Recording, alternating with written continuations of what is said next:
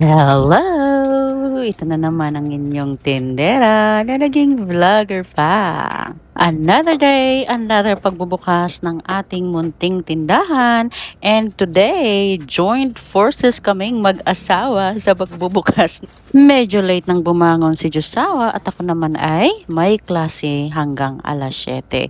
So, ayun, nagsabay na nga lang kaming intindihin itong aming munting negosyo.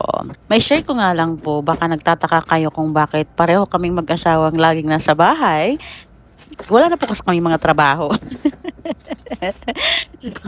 Hindi.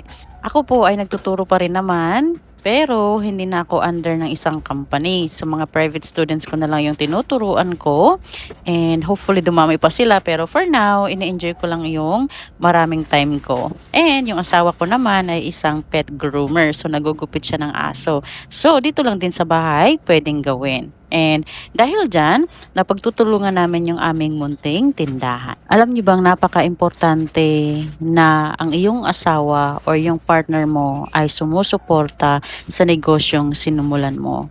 Dito sa aking tindahan, kahit maliit lang to, kailangan ko ang tulong ng asawa ko kasi siya yung nagiging runner ko. Mamimili ako, hindi ko naman kayang bitbitin mag-isa, may motor kami, hindi naman ako makapag-motor, hindi ako marunong mag-motor, so siya yung nagpipick up.